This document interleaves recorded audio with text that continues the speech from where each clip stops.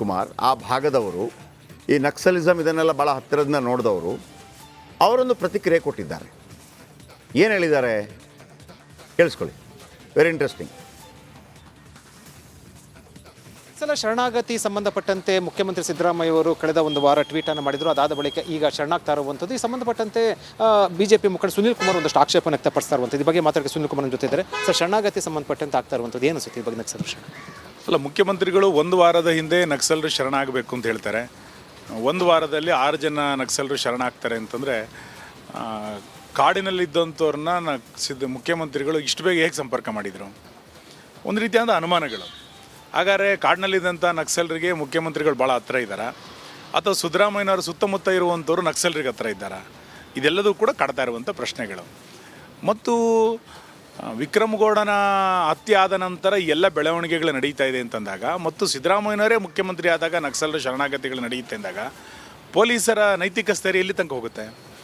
ರಾತ್ರಿ ಹಗಲು ಮನೆ ಮಠ ಬಿಟ್ಟು ANFನ ಮುಖಾಂತರ ಕಾರ್ಯಾಚರಣೆಯನ್ನು ಮಾಡಿದಂಥ ಪೊಲೀಸರ ಆತ್ಮಸ್ಥೈರ್ಯವನ್ನು ಕುಸಿಯುವಂಥ ಪ್ರಯತ್ನವನ್ನು ಈ ಸರ್ಕಾರ ಮಾಡ್ತಾ ಇದೆ. ಹಣ ಕೊಟ್ಟು ಪ್ಯಾಕೇಜನ್ನು ಮಾಡುವಂಥದ್ದು ಯಾವುದೇ ಕಾರಣಕ್ಕೂ ನಾವು ಒಪ್ಪಲಿಕ್ಕೆ ಇದನ್ನು ಸಾಧ್ಯ ಇಲ್ಲ. ಮತ್ತು ಸಿದ್ದರಾಮಯ್ಯನವರ ಕಚೇರಿ, ಮುಖ್ಯಮಂತ್ರಿಗಳ ಕಚೇರಿ ಸಂಪೂರ್ಣವಾಗಿ ನಕ್ಸಲ್ ವಿಚಾರಧಾರೆಯಿಂದ ತುಂಬಿಕೊಂಡಿದೆಯೋ ಅಂತ ಅನ್ನಿಸ್ತಾ ಇದೆ. ಅದರ ಮುಂದುವರಿದ ಭಾಗ ಈಗ ಬರ್ತಾ ಇರುವಂಥ ಸುದ್ದಿಗಳು, ಅವರು ಮುಖ್ಯಮಂತ್ರಿಗಳ ಸಮ್ಮುಖದಲ್ಲೇ ಶರಣಾಗ್ತಿದ್ದೀವಿ ಅಂತಂದರೆ ಈ ಸರ್ಕಾರವನ್ನು ನಕ್ಸಲರು ನಡೆಸ್ತಾ ಇದ್ದಾರೆ ಅನ್ನುವಷ್ಟರ ಮಟ್ಟಿಗೆ ಅನುಮಾನಗಳು ಬರಲಿಕ್ಕೆ ಪ್ರಾರಂಭ ಆಗಿದೆ. ಮುಖ್ಯಮಂತ್ರಿ ಮುಂದೆ ಶರಣಾಗೋದು ಅನ್ನೋದು ಬರ್ತಾ ಇರೋದು ಆ ರೀತಿ ಆದರೆ ಏನು ಸರ್, ಇದು ಹಿಂದೆ ಕೂಡ ನಡೆದಿರಲಿ ಈ ರೀತಿ? ಯಾವ ಕಾರಣಕ್ಕೂ ಇದನ್ನು ಒಪ್ಕೊಳ್ಳಿಕ್ಕೆ ಸಾಧ್ಯ ಇಲ್ಲ. ಒಬ್ಬ ಮುಖ್ಯಮಂತ್ರಿ ಈ ರೀತಿಯಾದಂಥ ಅಪರಾಧಿ ಚಟುವಟಿಕೆಗಳಿಗೆ ಪರೋಕ್ಷವಾಗಿ ಬೆಂಬಲ ಕೊಟ್ಟಂತ ಆಗಿಬಿಡ್ತದೆ. ಒಂದಿಷ್ಟು ದಿನ ನೀವು ಕಾಡಿನಲ್ಲಿ ನಕ್ಸಲರಾಗಿ ಕೆಲಸ ಮಾಡಿ, ನಂತರ ನನ್ನ ಮುಂದೆ ಬಂದು ಶರಣಾಗಿ ನಾನು ನಿಮಗೆ ಪ್ಯಾಕೇಜ್ ಕೊಡ್ತೇನೆ ಎನ್ನುವಂಥದ್ದು ಪರೋಕ್ಷವಾಗಿ ಯುವಕರನ್ನ ದಿಕ್ಕು ತಪ್ಪಿಸುವಂಥ ಪ್ರಯತ್ನ. ಮತ್ತು ಪ್ರಜಾಪ್ರಭುತ್ವ ವಿರೋಧಿಯಾದಂಥ ಹೋರಾಟಗಳು ನಕ್ಸಲರು ಏನು ಮಾಡ್ತಿದ್ದಾರೆ, ಅದಕ್ಕೆ ಕುಮ್ಮಕ್ಕನ್ನು ಮುಖ್ಯಮಂತ್ರಿಗಳೇ ಕೊಡ್ತಾ ಇದ್ದಾರೆ ಎನ್ನುವಷ್ಟರ ಮಟ್ಟಿಗೆ ಅದು ಬೆಳವಣಿಗೆಗಳು ನಡೆಯುತ್ತೆ. ನಕ್ಸಲ ಶರಣಾಗತಿ ಸಂಬಂಧಪಟ್ಟಂತೆ ಮುಖ್ಯಮಂತ್ರಿ ಸಿದ್ದರಾಮಯ್ಯ ಅವರು ಕಳೆದ ಒಂದು ವಾರ ಟ್ವೀಟನ್ನು ಮಾಡಿದರು. ಅದಾದ ಬಳಿಕ ಈಗ ಶರಣಾಗ್ತಾ ಇರುವಂಥದ್ದು. ಈ ಸಂಬಂಧಪಟ್ಟಂತೆ ಬಿಜೆಪಿ ಮುಖಂಡ ಸುನೀಲ್ ಕುಮಾರ್ ಒಂದಷ್ಟು ಆಕ್ಷೇಪವನ್ನು ವ್ಯಕ್ತಪಡಿಸ್ತಾ ಇರುವಂಥದ್ದು. ಈ ಬಗ್ಗೆ ಮಾತಾಡೋಕ್ಕೆ ಸುನೀಲ್ ಕುಮಾರ್ ಜೊತೆ ಇದ್ದಾರೆ. ಸರ್, ಶರಣಾಗತಿ ಸಂಬಂಧಪಟ್ಟಂತೆ ಆಗ್ತಾ ಇರುವಂಥದ್ದು ಏನು ಅನಿಸುತ್ತೆ ಈ ಬಗ್ಗೆ ನಕ್ಸಲ್? ಅಲ್ಲ, ಮುಖ್ಯಮಂತ್ರಿಗಳು ಒಂದು ವಾರದ ಹಿಂದೆ ನಕ್ಸಲರು ಶರಣಾಗಬೇಕು ಅಂತ ಹೇಳ್ತಾರೆ.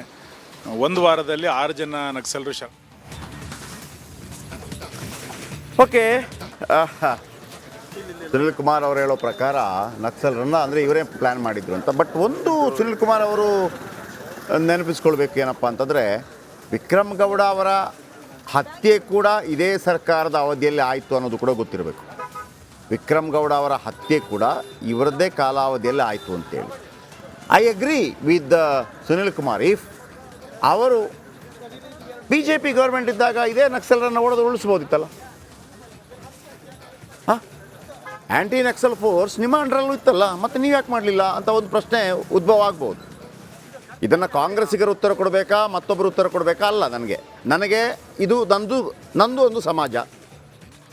ನಕ್ಸಲಿಸಮ್ ಬೇಡಪ್ಪ, ಬನ್ನಿರಿ ಮುಖ್ಯವಾಹಿನಿಗೆ. ನಮ್ಮ ಸಂವಿಧಾನದಲ್ಲಿ, ನಮ್ಮ ಪ್ರಜಾತಂತ್ರ ವ್ಯವಸ್ಥೆಯಲ್ಲಿ ಇಲ್ಲೇ ಹಾಗಂತ ನೀವು ಹೋರಾಟ ಮಾಡಬೇಡಿ ಅಂತಲ್ಲ. ಸಂವಿಧಾನ ಕೊಟ್ಟಿರುವಂಥ ಒಂದು ಅವಕಾಶಗಳಿಂದ ಹಲವು ರೀತಿಯಾದಂಥ ಅನುಮಾನಗಳಿಗೆ ಆಸ್ಪದವನ್ನು ಇವತ್ತು ಕೊಡ್ತಾ ಇದೆ.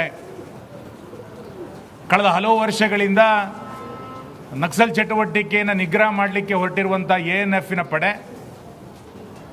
ರಾತ್ರಿ ಹಗಲು ಕೂಬಿಂಗ್ ಕಾರ್ಯಾಚರಣೆಯನ್ನು ಮಾಡ್ತಾ ಪೊಲೀಸರನ್ನು, ನಾಗರಿಕರನ್ನ ರಕ್ಷಣೆ ಮಾಡ್ತಾ ಇರುವಂಥ ANFಗೆ ಇದೊಂದು ರೀತಿಯಾದಂಥ ನೈತಿಕ ಸ್ಥೈರ್ಯವನ್ನು ಕಳೆದುಕೊಳ್ಳುವಂಥ ವ್ಯವಸ್ಥೆ ಮತ್ತು ಹಿನ್ನಡೆ ಅಂತ ನಾನು ಅಂದ್ಕೊಳ್ತೇನೆ. ಶಾಂತಿಗಾಗಿ ನಾಗರಿಕರು ಅನ್ನುವಂಥ ವೇದಿಕೆ ನಗರದಲ್ಲಿ ನಕ್ಸಲ್ ರೂಪದಲ್ಲಿರುವಂಥ ಒಂದು ವೇದಿಕೆ ಅದು. ವಿಕ್ರಮಗೌಡನ ಎನ್ಕೌಂಟರ್ ಆದಾಗ ಇವರೇ ಅಲ್ಲಿಗೆ ಹೋಗಿ ತನಿಖೆ ಆಗಬೇಕು ಅಂತ ಹೇಳ್ತಾರೆ. ಈಗ ಅವರೇ ಅವ್ರ ಜೊತೆಗೆ ಸಂಧಾನವನ್ನು ಮಾಡಿಕೊಂಡು ಪ್ಯಾಕೇಜನ್ನು ಮಾಡಬೇಕು ಅಂತೇಳಿ ಸರ್ಕಾರದ ಮುಂದೆ ಬೇಡಿಕೆಯನ್ನು ಮುಂದಿಡ್ತಾರೆ. ಅವರ ನಡವಳಿಕೆಗಳನ್ನು ನಾನು ನೋಡ್ತಾ ಇದ್ದೆ. ಆ ನಡವಳಿಕೆಗಳಲ್ಲಿ ಎಂಥ ಒಂದು ಆತಂಕದ ಸ್ಥಿತಿ ಅಂತಂದರೆ, ಅದರಲ್ಲಿ ಹೇಳ್ತಾರೆ ಅವರು, ನಕ್ಸಲರು ಮುಖ್ಯವಾಹಿನಿಗೆ ಬರುವಂಥ ಪ್ರಕ್ರಿಯೆಯು ಘನಯುತವಾಗಿ ನಡೆಯಬೇಕು ಅಂತೇಳಿ. ಯಾವ ನಕ್ಸಲರು ಮಲೆನಾಡಿನ ಭಾಗದಲ್ಲಿ, ಅದು ಉಡುಪಿ ಇರ್ಬೋದು, ಚಿಕ್ಕಮಗಳೂರು ಇರ್ಬೋದು, ಶಿವಮೊಗ್ಗ ಜಿಲ್ಲೆಗಳಲ್ಲಿರ್ಬೋದು, ಮಲೆನಾಡಲ್ಲಿರುವಂಥ ರೈತಾಪಿ ಜನರನ್ನು ಹಿಂಸೆಯ ಮುಖಾಂತರ ಪ್ರಚೋದಿಸಿದಂಥ ಗುಂಪು, ಪೊಲೀಸರ ಮೇಲೆ ವಿನಾಕಾರಣವಾಗಿ ಗುಂಡುಗಳನ್ನು ದಾಳಿ ಮಾಡಿದಂಥ ಗುಂಪು. ಇತ್ತೀಚೆಗೆ ಛತ್ತೀಸ್ಗಢದಲ್ಲಿ 6 ಜನ ಪೊಲೀಸರ ಹತ್ಯೆ ಆದಾಗ ಅನುಕಂಪವನ್ನು, ಇಲ್ಲಿರುವಂಥ ಶಾಂತಿಗಾಗಿ ನಾಗರಿಕರ ವೇದಿಕೆ ಅನುಕಂಪವನ್ನು ತೋರಿಸಲೇ ಇಲ್ಲ. ಈಗ ವಿಕ್ರಮ್ ಗೌಡನ ಎನ್ಕೌಂಟರ್ ಆಗ್ತಿದ್ದಂಗೆ ನಾವು ಶರಣಾಗ್ತೀವಿ ಅಂತ ಹೇಳ್ತಾ ಇರುವಂಥದ್ದು ಸಿದ್ದರಾಮಯ್ಯನವರ ಸುತ್ತ ಅವರ ಪರವಾದಂಥ ಬುದ್ಧಿಜೀವಿಗಳ ಹೆಸರಿನಲ್ಲಿರುವಂಥ ನಕ್ಸಲರ ಗುಂಪುಗಳನ್ನು, ನಗರ ನಕ್ಸಲರ ಗುಂಪುಗಳನ್ನು ಜಾಸ್ತಿ ಮಾಡುವಂಥ ಪ್ರಯತ್ನ ವಿನ ಇದಕ್ಕಿನ್ಯಾವುದನ್ನು ಅರ್ಥ ಕಲ್ಪಿಸುವಂಥ ಅಗತ್ಯ ಇಲ್ಲ. ಅವರಿಗೆ ಹಣವನ್ನು ಕೊಟ್ಟು ಶರಣಾಗತಿಯನ್ನು ಮಾಡೋದನ್ನು ನಾವು ವಿರೋಧಿಸ್ತೇವೆ. ಆ ಭಾಗದಲ್ಲಿ ಅಭಿವೃದ್ಧಿಯ ಚಟುವಟಿಕೆಯ ಮುಖಾಂತರ ಜನರ ವಿಶ್ವಾಸವನ್ನು ಗೆದ್ದಂಥವ್ರು ನಾವೆಲ್ಲರೂ ಕೂಡ. ಹಲವು ರೀತಿಯಾದಂಥ ಸಮಸ್ಯೆಗಳು ಆ ಭಾಗದಲ್ಲಿ ಇವತ್ತಿಗೂ ಕೂಡ ಜೀವಂತವಾಗಿದೆ.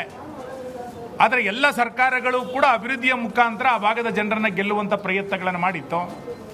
ಅಭಿವೃದ್ಧಿಯನ್ನು ಮಾಡೋದ್ರ ಮುಖಾಂತರ ಜನರನ್ನು ಗೆಲ್ಲಬೇಕೇ ವಿನಃ ನಕ್ಸಲರಿಗೆ ಇನ್ಯಾವುದೋ ಹಣವನ್ನು ಕೊಟ್ಟು ABC ಪ್ಯಾಕೇಜ್ಗಳನ್ನು ಮಾಡಿದ್ದಾರೆ. 14 ಲಕ್ಷ ಕೊಡ್ತೇವೆ, 8 ಲಕ್ಷ ಕೊಡ್ತೇವೆ, 4 ಲಕ್ಷ ಕೊಡ್ತೇವೆ ಎನ್ನುವಂಥ ಪ್ಯಾಕೇಜ್ಗಳನ್ನು ಮಾಡಿದ್ದಾರೆ. ಅಲ್ಲಿರುವಂಥ ಬಡವರಿಗೆ ಯಾವುದೇ ರೀತಿಯಾದಂಥ ನೆರವನ್ನು ಕೊಡದೆ ಯಾರು ಬಂದೂಕುಗಳನ್ನು ಇಟ್ಕೊಂಡಿದ್ದಾರೆ ಅವರಿಗೆ ಹಣವನ್ನು ಕೊಡುವಂಥದ್ದು, ಸರ್ಕಾರಿ ಹಣವನ್ನು ಕೊಡುವಂಥದ್ದು ಇದೊಂದು ಆತಂಕಕಾರಿಯಾದಂಥ ಬೆಳವಣಿಗೆ. ಸರ್ಕಾರ ಇದನ್ನು ಮರುಚಿಂತನೆ ಮಾಡಬೇಕು. ಅವರು ಶರಣಾಗೋದಾದರೆ ನ್ಯಾಯಾಲಯದಲ್ಲಿ ಶರಣಾಗಲಿ. ನ್ಯಾಯಾಲಯ ಏನು ತೀರ್ಪನ್ನು ಕೊಡುತ್ತೋ ಆ ತೀರ್ಪನ್ನು ನಾವು ಗೌರವಿಸ್ತೇವೆ. ಅದರ ಬದಲಾಗಿ ನಗರದಲ್ಲಿರುವಂಥ ನಕ್ಸಲರು ಅವ್ರ ಜೊತೆಗೆ ಮಾತುಕತೆಯನ್ನು ಮಾಡುವಂಥದ್ದು, ಮುಖ್ಯಮಂತ್ರಿಗಳದಕ್ಕೆ ಒಪ್ಪಿಗೆಯನ್ನು ಸೂಚಿಸುವಂಥದ್ದು, 1 ವಾರದ ಒಳಗೆ ಎಲ್ಲ ಪ್ರಕ್ರಿಯೆಗಳನ್ನು ಮುಗಿಸುವಂಥದ್ದು ಇನ್ನು ಮುಂದಿನ ದಿನಗಳಲ್ಲಿ ನಾಡಿನಲ್ಲಿ, ನಗರದಲ್ಲಿ ಅಹಿತಕರವಾದಂಥ ಘಟನೆಗಳು ನಡೆದರೆ ಅದಕ್ಕೆ ಇವರೇ ಕಾರಣ. ನಾನು ಸರ್ಕಾರವನ್ನು ಆಗ್ರಹಿಸ್ತೇನೆ, ನೀವು ಈ ಶರಣಾಗತಿಯ ಪ್ಯಾಕೇಜಿನ ಜೊತೆಯಲ್ಲಿ ಇಲ್ಲಿಯವರೆಗೆ ಕರ್ನಾಟಕದಲ್ಲಿ ಯಾರ್ಯಾರು ಶರಣಾಗತಿ ಆಗಿದ್ದಾರೆ ಅಂಥವರ 5 ವರ್ಷದ ಚಲನವಲನಗಳ ಪಟ್ಟಿಯನ್ನು ಸಾರ್ವಜನಿಕವಾಗಿ ಬಿಡುಗಡೆ ಮಾಡಿ. ಅವರು ಯಾವ್ಯಾವ ರೀತಿಯಾದಂಥ ಚಲನವಲನಗಳಲ್ಲಿದ್ದರು, ಯಾವ್ಯಾವ ಸಂಘಟನೆಗಳಲ್ಲಿ ಅವರು ಜೋಡಿಸ್ಕೊಂಡ್ರು, ಸರ್ಕಾರದ ವಿರುದ್ಧ, ವ್ಯವಸ್ಥೆಯ ವಿರುದ್ಧ ಯಾವ್ಯಾವ ರೀತಿಯಾದಂಥ ಭಾಷಣಗಳನ್ನು ಶರಣಾಗತಿ ಆದ ನಂತರವೂ ಕೂಡ ಮಾಡಿದರು. ಇದೆಲ್ಲದೂ ಕೂಡ ಬಿಡುಗಡೆ ಆಗಲಿ. ಯಾಕೆಂತಂದರೆ ಕಳೆದ ಹಿಂದಿನ ಸರ್ಕಾರದಲ್ಲೂ ಕೂಡ ಕೆಲವರು ಶರಣಾಗತಿಯನ್ನು ಮಾಡಿದರು. ಅಲ್ಲಿ ಶರಣಾಗತಿಯನ್ನು ಮಾಡಿ ನಾನು ಗೌರಿ ನೀನು ಗೌರಿ ಅಂತನ್ನುವಂಥದ್ದು ಇದು ಒಳ್ಳೆಯ ಲಕ್ಷಣಗಳಲ್ಲ. ಸರ್ಕಾರ ಮತ್ತು ಗೃಹ ಇಲಾಖೆಯ ಮರುಚಿಂತನೆಯನ್ನು ಮಾಡಬೇಕು. ನಾನು ಗೃಹ ಸಚಿವರಿಗೆ ಹೇಳ್ತೇನೆ, ಬೆಳಗಾವಿಯ ಘಟನೆ ನಿಮಗೆ ಗೊತ್ತಿಲ್ಲದಂತೆ ನಡೆದೋಯ್ತು. ಈ ಘಟನೆಯ ಬಗ್ಗೆ ಆದರೂ ಕೂಡ ನಿಮಗೆ ಅರಿವಿದೆಯಾ? ಈ ಘಟನೆಯಿಂದ ಮುಂದಿನ ದಿನಗಳಲ್ಲಿ ನಗರದಲ್ಲಿ ಯಾವ ರೀತಿಯಾದಂಥ ವ್ಯವಸ್ಥೆ ನಿರ್ಮಾಣ ಆಗ್ಬೋದು ಅನ್ನುವಂಥ ಯೋಚನೆಗಳು ಸರ್ಕಾರದ ಮುಂದಿದೆಯಾ?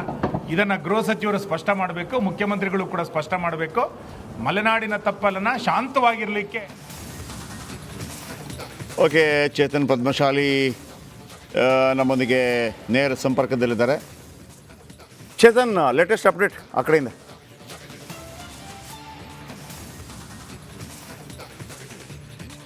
ಜಯಪ್ರಕಾಶ್, ಏನು 11:30ಕ್ಕೆ ಚಿಕ್ಕಮಗಳೂರು ಜಿಲ್ಲಾಡಳಿತ ಮುಂದೆ 6 ಮಂದಿ ನಕ್ಸಲರು ಶರಣಾಗಬೇಕು ಅನ್ನೋಂಥ ಮಾಹಿತಿ ಇತ್ತು. ಒಂದು 10 ನಿಮಿಷದಲ್ಲಿ ಬರ್ತಾರೆ ಅನ್ನುವಂಥ ಮಾತನ್ನು ಕೂಡ ಏನು ಶರಣಾಗತಿ ಟೀಮ್ ಇರ್ಬೋದು ಮತ್ತು ಸರ್ಕಾರದ ಕಮಿಟಿ ಕೂಡ ಹೇಳ್ತಿತ್ತು. ಆದರೆ ಏಕಾಏಕಿ ಒಂದು ಪ್ರಕ್ರಿಯೆ ನಡೆದಿರುವಂಥದ್ದು. ಏನು 6 ಮಂದಿ ನಕ್ಸಲರು ಚಿಕ್ಕಮಗಳೂರಿಗೆ ಆಗಮಿಸ್ತಿರೋ ಸಂದರ್ಭದಲ್ಲಿ ನೇರವಾಗಿ ಅವರು ಇಲ್ಲಿ ಆಗದೆ ನೇರವಾಗಿ ಬೆಂಗಳೂರಿನತ್ತ ಕೂಡ ತೆರಳಿದ್ದಾರೆ. ಇನ್ನೇನು ಮಧ್ಯಾಹ್ನ 3ರಿಂದ 3:30 ಬೆಂಗಳೂರಿನ ಮುಖ್ಯಮಂತ್ರಿಯ ಗೃಹ ಕಚೇರಿಗೆ ಬರ್ತಾರೆ ಅನ್ನುವಂಥ ಮಾಹಿತಿ ಇದೆ. ಅಲ್ಲಿ ಮುಖ್ಯಮಂತ್ರಿಯವರ ನೇತೃತ್ವದಲ್ಲಿ ಅವರು ಒಂದು ಶರಣಾಗತಿಯನ್ನು ಕೂಡ ಆಗ್ತಾರೆ.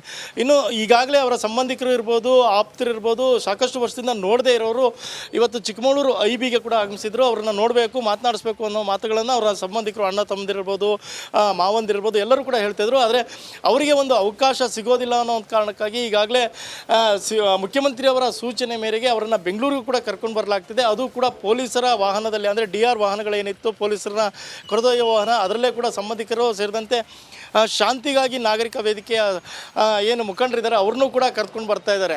ಒಟ್ಟಾರೆ ಚಿಕ್ಕಮಗಳೂರು ಜಿಲ್ಲಾಡಳಿತ ಎಲ್ಲ ರೀತಿಯ ಸಿದ್ಧತೆಗಳನ್ನ ಮಾಡ್ಕೊಂಡಿತ್ತು. ಅಂದರೆ 2007ರಿಂದಲೂ ಕೂಡ ಯಾರೇ ನಕ್ಸಲರು ಕೂಡ ಶರಣಾಗತಿ ಆದರೂ ಕೂಡ ಜಿಲ್ಲಾಧಿಕಾರಿ ಮುಂದೆ ಆಗ್ತಾ ಇರೋದು, ನಂತರ ಪೊಲೀಸ್ ಪ್ರಕ್ರಿಯೆಗಳು ಕೂಡ ನಡೀತಿತ್ತು.